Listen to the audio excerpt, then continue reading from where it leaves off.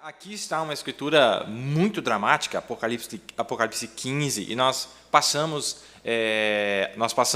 brevemente, e eu gostaria de voltar nesta noite. É muito especial, e primeira coisa que nós temos que situar, primeira pergunta que você deveria fazer quando você está lendo a Bíblia: quando que se cumpre aquilo que você está lendo? Em que ponto do tempo isto vai acontecer?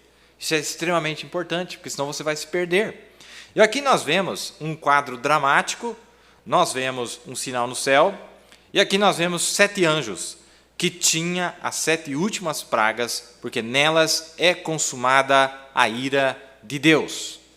Bom, para quem não sabe, eu vou fazer um comentário muito importante aqui. Apocalipse 15 e 16 é a mesma cena. Apocalipse 16 é a continuação do que está dizendo Apocalipse 15. E aqui está dizendo claro, são 7 anjos que aparecem com 7 pragas. A única mensagem no mundo que revela para nós quem são os 7 anjos é a mensagem trazida pelo mensageiro de Deus, William Marion Branham. A Bíblia está dizendo aqui claramente que os 7 anjos, que tinham as 7 últimas pragas, estavam vindo. Você vai ver um pouquinho mais para baixo aqui, para a terra. Não resta dúvidas, então. Isso aqui é literal. Porque eu ouço as pessoas fazerem, não, porque a mensagem, mensageiro, não está escrito isso aqui não. Aqui são 7 mensageiros retornando para a terra. E quando é que eles retornam? Depois dos 3 anos e meio. Amém? Até onde eu conheço a mensagem, acabou os 3 anos e meio, eles retornam para viver no milênio, na terra. E nós cremos que nós vamos passar 1000 anos na terra, não no céu. Os adventistas, eu acredito que diz que é no céu, 1000 anos no céu, as interpretações deles. Mas nos foi ensinado pelo profeta de Deus que nós passaremos 1000 anos na terra. E os 7 mensageiros estarão na terra, com os seus 7 grupos na terra, regozijando de 1000 anos na presença de Jesus, nosso Senhor. Não é maravilhoso? Mas um pouquinho antes de entrarmos nesse gozo, nessas delícias, eles aparecem com 7 pragas nas suas mãos. E no capítulo 16, meus amados, esses 7 anjos, especificamente, cada um tem uma praga especial. Não teve aqui, no dia de graça dos 2000 anos, cada mensageiro teve uma mensagem especial de graça. Aquele que vencer, darei tal coisa. Aquele que vencer, darei tal coisa. E por aí vai. Mas agora eles também têm uma praga especial, cada um deles. E esta escritura é tão rica, meus amados, que até mesmo a posição geográfica onde eles irão está descrito no capítulo 16, a posição geográfica. Por exemplo, o rio Eufrates. Por exemplo, o trono da besta. Onde é que é o trono da besta? E por aí vai. Então diz claramente. Nós vamos ler aqui. Olha que interessante. Nós sabemos que a imagem da besta será erigida depois que a noiva for embora. O profeta disse isso, está na Bíblia. E lá no capítulo 16, eles vêm para lançar pragas sobre aqueles que tinham adorado a imagem da besta. Então isso aqui é lá no futuro. É só nós olharmos os detalhes que nós vamos nos certificar sem sombra de dúvidas quando que estas coisas ocorrerão. É dramático, mas meu Deus do céu. Quem são os 7 anjos, meus amados? Até onde eu saiba, são os 7 mensageiros. Não resta dúvida, não pode ser outra coisa. A Bíblia não fala de outros mensageiros, só tem 7. Mas cada mensageiro traz uma bênção e uma maldição para aqueles que rejeitaram a mensagem do seu dia. Depois dos 3 anos e meio, muitas coisas vão acontecer aqui embaixo. E aqui tem uma coisa mais excepcional ainda, que quando eles estão aparecendo na terra, aparece um grupo aqui na terra, de pessoas que estava passando momentos difíceis. Vamos dar uma olhada. E vi como um mar de vidro misturado com fogo, e também os que saíram vitoriosos da besta e da sua imagem, e do seu sinal e o número do seu nome. Para começo de conversa. Está dizendo que este grupo venceu a besta. Saíram vitoriosos da besta, da imagem da besta, do sinal da besta e do número do nome da besta.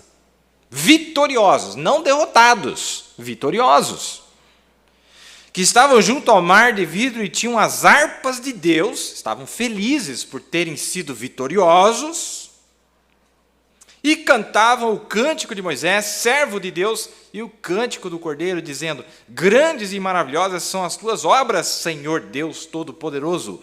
Justos e verdadeiros são os teus caminhos, ó Rei dos santos. Quem te não temerá, ó Senhor, e não magnificará o teu nome? Porque só tu és santo. Por isso todas as nações virão e se prostrarão diante de ti, porque os teus juízos são manifestos. E depois disto olhei, e eis que o templo do tabernáculo do testemunho se abriu no céu. E os 7 anjos que tinham as 7 pragas saíram do templo, vestidos de linho puro e resplandecente e cingidos com cintos de ouro pelo peito. E um dos 4 animais deu aos 7 anjos 7 salvas, 7 taças de ouro, cheias da ira de Deus, que vive para todo sempre. E o templo encheu-se com a fumaça da glória de Deus e do seu poder, e ninguém podia entrar no templo, até que se consumassem as 7 pragas dos 7 anjos. Mas eu pensei que era a ira do Cordeiro, mas aqui essa ira está sendo dada na mão, está sendo transferida para os mensageiros. Quem disse que filho de Deus não pode se irar? Quem disse que o Filho de Deus, a Bíblia diz assim, que você não deve, aquele que irar-se contra o seu irmão, sem causa, mas com causa pode.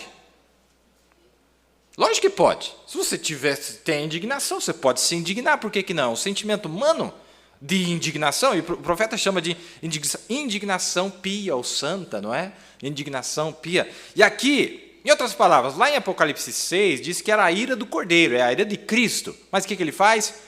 Falou, olha, claro, Cristo se manifestou neles. Muitas vezes, quando você se ira, é Deus que está irado em você.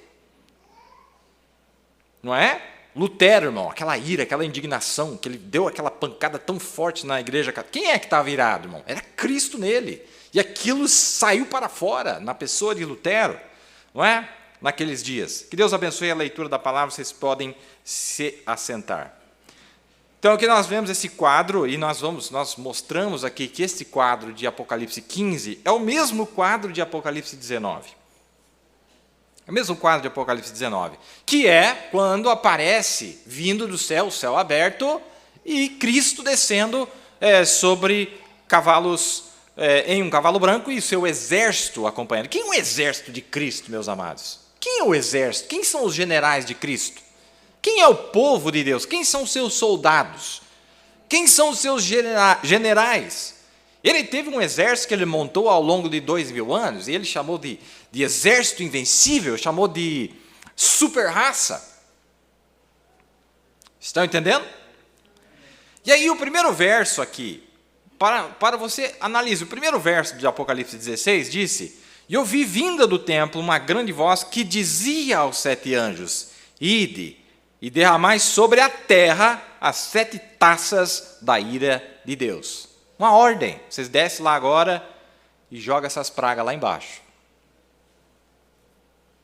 E foi o primeiro e derramou a sua taça sobre a terra, e fez-se uma chaga má e maligna nos homens que tinham o sinal da besta e que adoravam a sua imagem. Está vendo? Isso aqui é depois. Isso aqui é depois que a imagem da besta for ser erigida. E nós, veja, irmãos, muitas vezes o problema das pessoas, elas não param para pensar. Você tem que começar a pensar, mas espera aí. Tem alguém jogando praga aqui, mas em 3 anos e meio vai estar na glória. Não tem ninguém aqui embaixo, a não ser Moisés e Elias. Não é? Mas aqui está dizendo que eles descem com suas pragas para derramarem sobre a terra. Dramático demais, não é? Muito dramático esta cena. E é disso que nós queremos falar.